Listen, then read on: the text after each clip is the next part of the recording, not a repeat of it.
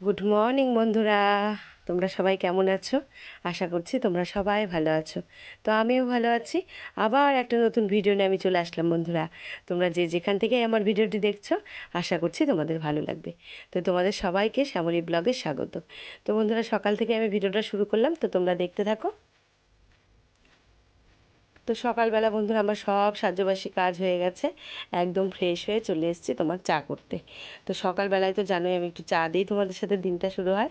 তো আদা দিয়ে একটু আমরা সকালে মানে সবাই একটু লিকার চাই খেয়ে নিই। আর ছেলে যেদিন খুব সকালে পড়া থাকে সেদিন আর ছেলে খায় না, আর ছেলে যেদিন একটু দেরিতে পড়া থাকে সেদিন কিন্তু ও একটু চা খায়। আর লিকার চা তো এখন অনেকটাই বড় হয়ে গেছে, ওই জন্য ওকে দিই। ছোটোবেলায় তো হরলিক্স খেত, তো তখন আর দিতাম না। তো এখন বড় হয়ে গেছে, একটু দিই, একটু বিস্কুটটা ভিজিয়ে খাই। তো দেখো পেটটা ভরা থেকে আবার 10টার সময় 10:30টার সময় একটু ভাত খেয়ে নেয়। আর যেদিন সকালে পড়া থাকে ওই কিচ্ছু খেয়ে পড়তে যায় না, জানো বন্ধুরা। একটু দুটো বিস্কুট বা জল খেয়ে যাবে তাও যায় না, একবারে এসে ভাত খায়। তো দেখো সকালবেলা একটু আদা দিয়ে লিকার চা করে নিলাম, নিয়ে এই যে একটা কাপে একটু বেশি দেখছো, এটা কিন্তু আমি খাবো। চা সবসময় আমি একটু বেশিই খাই, আজকে ছেলে নয়, ছেলেতে গেছে। তো বিস্কুট দিয়ে চা দিয়ে আমি আর হাজব্যান্ড খেয়ে নিলাম। নিয়ে দেখো এখন ভাত বসাতে চলে এসেছে, কারণ ছেলে এসে ভাত খাবে, হাজব্যান্ড একটু ভাত খেয়ে দোকানে যাবে। তো সেই জন্য চা খাওয়া হলো, এখন একটু ভাত বসাই দিলাম। তো গ্যাসটা কমানো আছে, বাড়িয়ে দেবো, আগে ভাতের চালটা ছেড়ে নিলাম।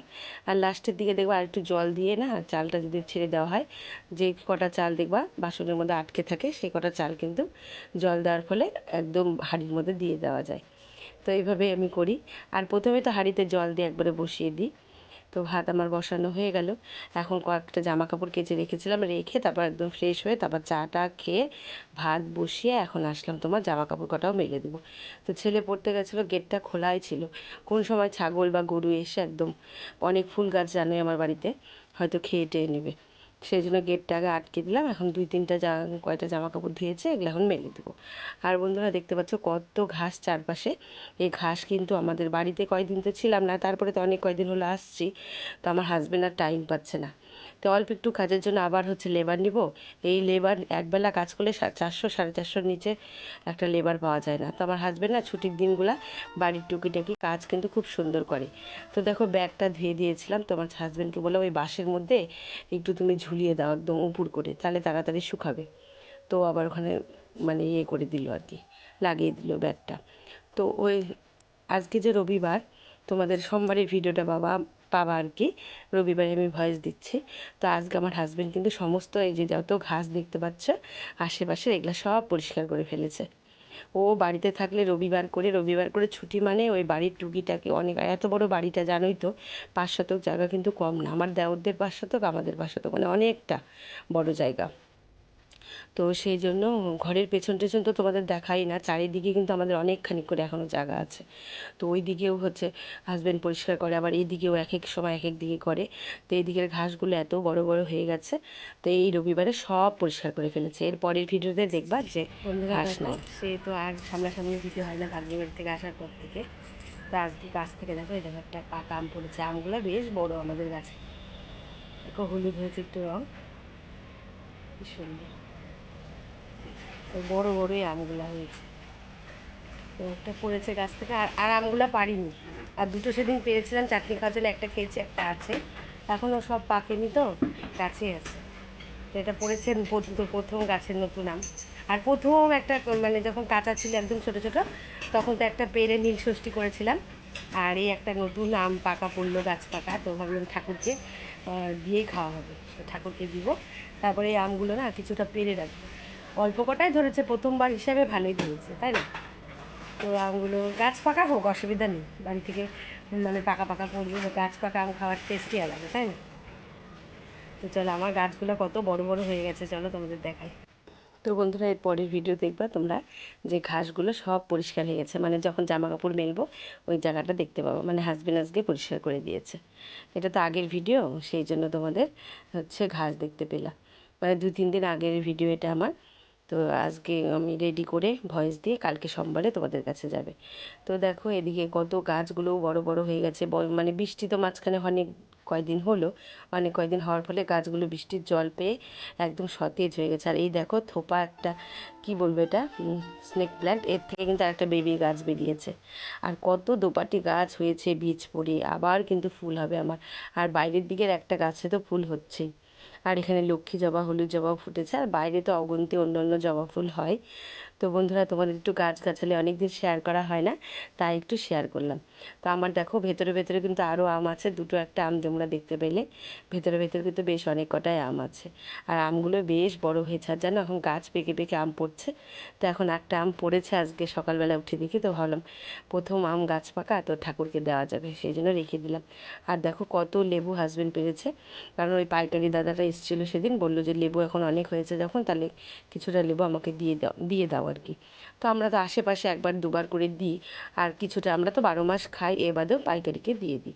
অত লেবু সবসময় তার মানুষকে দিই না, হঠাৎ মঠাৎ দিই আশেপাশের। আর বেশিরভাগ ওই পাইকারি দাদা আসে দিয়ে দিই। আর এই দেখো এখনও প্রচুর লেবু আছে, এর মধ্যে আবার পাড়া হবে, আবার ওই দাদাটাকে দিব। তো তোমাদের কিছু লেবু শেয়ার করলাম। আর বন্ধুরা দেখো এই যে মোবাইলটা দেখলা টেপা, আর একটা মোবাইল, ওটা আমার সাপোর্ট আইডি, ওটা দিয়ে আমার তোমার অন্য বন্ধুদের সব সময় আমি তোমার লাইভে জয়েন করি, লাইভে সময় দিই। এখন আর একজনকে সময় দিচ্ছি, এর আগে আরেকজনকে দিলাম, মানে কাজের মাঝখানে মাঝখানে না লাইভে সময় দিতে হয়। তো বন্ধুরা কিছু কথা তোমাদের আমার মনের কথা কিছু শেয়ার করতে চাই। মানুষের একটা কথা আছে না, আপনের থেকে পর ভালো, পরের থেকে জঙ্গল ভালো। কথাটা কিন্তু একদম সত্যি বটে। কারণ এখন সংসার করছি 17 বছর। হ্যাঁ, বুঝতে পারি যে সংসার জীবনে কে ভালো কে খারাপ চোখে তোমাকে দেখছে, কে ভালো চোখে দেখছে, কে তোমাকে ভালোবাসছে, এটা কিন্তু বোঝা যায়। আর সব থেকে বড় কথা কি বলো তো বন্ধুরা, সবসময় টাকা পয়সা ধন দৌলত দিয়ে যে ভালোবাসলেই সেটা ভালোবাসা হয় তা কিন্তু না। মন থেকে ভালোবেসে যদি তোমাকে আলু সেদ্ধ ভাত খাওয়ায় সে ভালোবাসে, সেটাও কিন্তু ভালোবাসা। আর সবসময় যে খাওয়াইয়েই ভালোবাসতে হবে তাও কিন্তু না। তো বন্ধুরা কী বলবো, আমার 17 বছর জীবনে অনেক মানুষকেই দেখেছি, বেশিরভাগ কাছের মানুষকে দিয়ে আমি প্রচুর আঘাত পাই। কিন্তু কী বলো তো বন্ধুরা, আমি না ভুলে যাই জানো, ওগুলো ভুলে যাই, আবার আপন করে তাদেরকে নিই, কিন্তু বারে বারেই আমি আঘাত পাই তাদের কাছ থেকে। আর আপন এতই কাছের আপন মানুষরা আঘাত দেয়, মানে কি বলবো। আর একটা কথা তোমাদের বলে নিই, আমি যে ভাগ্নির বাড়ি ঘুরে আসলাম তারা কিন্তু না, সেখানকার মানুষজন একদম সবাই ভালো, আর আমার ভাগ্নিও খুবই ভালো। আমি এটা অন্য অন্য আপনজন তো ভাগ্নিরা ছাড়াও আছে না, আমি অন্য আপনজনকে দিয়ে নিয়ে কথা বলছি, তো সেটা অন্য আপনজন মানুষকে নিয়েই বলছি। তো সেরকম অনেক কাছের আপনজন আছে, তারা এমন আঘাত দেয়, অথচ জানো বন্ধুরা, তাদের আমরা হালেও নাই ডালেও নাই। আবার কোনো দিন বলতে পারবে না যে আমাদের জন্য এতটুকু তারা করে, মানে কোনো দিন আমার সংসারে কোনো কিছুতে হেল্প করেছে, কিন্তু তা সত্ত্বেও আমাকে আমার সাথে হিংসা করে জানো। কেন যে কী দেখে হিংসা করে, আগে তো, এখন তো 1 বছর হলো, তোমার 10 মাস না 11 মাস হচ্ছে আমি ওয়াইটি জগতে এসেছি। হ্যাঁ, এখন এটা দেখে আরও হিংসা করে। আর তাও তো 2 পয়সা কামাই করি না। হ্যাঁ, তা দেখেও হিংসা করে, কারণ তাদের তো যোগ্যতা না এগুলা করার। কারণ এগুলা তো অনেক ট্যালেন্ট লাগে না, টাকা পয়সা পাওয়াটা দূরের কথা, এগুলা কাজ করতে গেলে অনেক দিমাগ ট্যালেন্ট অনেক কিছু কিন্তু লাগে। তোমরা তো জানো, যারা করো তো জানো, এগুলার পিছনে কত খাটনি, কত কি দিমাগ খাটাতে হয়। তো সেগুলা তো আছেই। তো ভাবে কি মনে হয় কত পয়সা আমি কামাই করে নেবো, আর সেটাও দূরের থাক, এমনিতেও আমাকে করে না খুবই জলে তারা জানো। আমার জন্য মানে ভাত মনে হয় 1 দলা 2 দলা করে বেশি খায়। তো কি বলবো বন্ধুরা, আমার স্বামী, আমার হাজবেন্ড, আমার ছেলে, আমরা না খুব সরল সাদা মানুষ জানো। মানুষকে না মন থেকে ভালোবাসার মানুষ আপনজনের কাছে বড় বড় আঘাত পাই, কি আর বলবো। মনের আজকে অনেক দুঃখ তোমাদের কাছে একটু শেয়ার করলাম আকার ইঙ্গিতে, কিন্তু নাম আমি বলবো না। কিন্তু মনটা না, তোমরা তো আমার পরিবার, ছোট্ট একটা পরিবার, তো কিছু কথা বললে না মনটা হালকা হয়, তাই একটু বললাম। তো হচ্ছে এরকম অনেক আঘাত এর আগেরও আছে। তো এখন ইদানিংও কিছু আঘাত পেয়েছি, যার জন্য একটু শেয়ার করলাম তোমাদেরকে। তো আমার হাজবেন্ড আর আমি না খুব সরল মানুষ জানো, মানে আমরা ভালোবাসার পাগল। আমাদেরকে কেউ দিলে বড় না, এমনি মন থেকে যদি কেউ ভালোবেসে আপন করে নেয়, সেটাই যে আমাদের কাছে কতটা আপন লাগে মানে বলে বোঝাতে পারবো না। তোমাদেরকে কথাটা বলতে পারছি না ঠিক করে গুছিয়ে, কিন্তু এটাই সত্যি কথা। আর দেখবা সরল সাদা মানুষদেরকে না বেশি আঘাত দেয়, যে এরা এইভাবে আঘাতপ্রাপ্ত হবে। তো কিছু করার নেই। হ্যাঁ, এখন আমরাও শক্ত হতে শিখেছি, আমরাও বুঝতে শিখেছি, সেগুলা শয়তান বা মুখোশধারী, হ্যাঁ, মানুষদের কাছ থেকে আমরা কিন্তু অনেক দূরে থাকতে শিখেছি।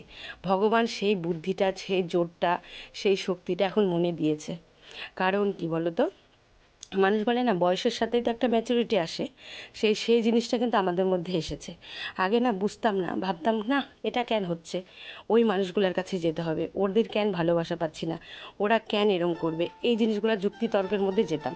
তো এখন ভাবি না, আমরা তো কোনো দোষী না, এরা তো বারে বারে এরকম মুখোশধারী আচরণ করে, আর তার থেকে দূরে থাকা অনেক বেটার।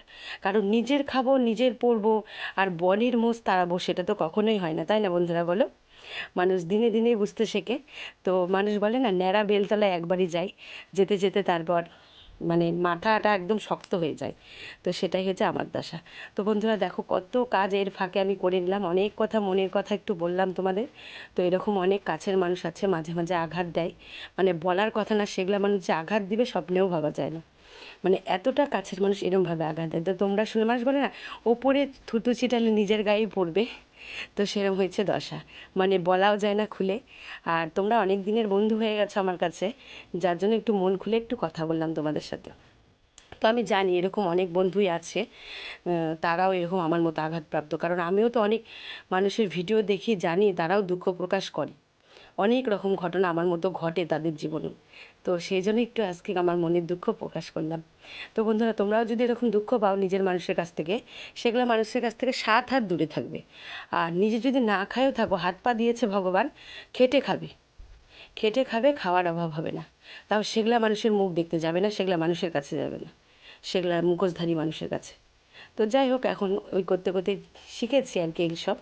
করুক, আমার কথা হচ্ছে করুক, ভগবান ওপরে আছে, সেই বিচার করবে, তাই না? তো আজকে অনেক কথা শেয়ার করলাম বন্ধুরা, মনের কথা।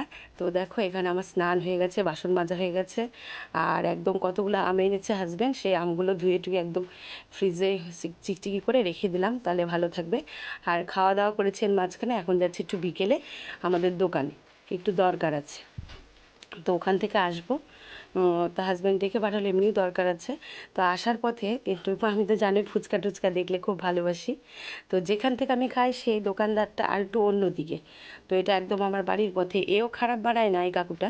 তো এখানে একটু ফুচকা খেয়ে, 10 টাকার জল ফুচকা খেয়েছি, আর হচ্ছে 20 টাকার দই ফুচকা, 30 টাকার ফুচকা খেয়ে এখন বাড়ির দিকে রওনা দেবো।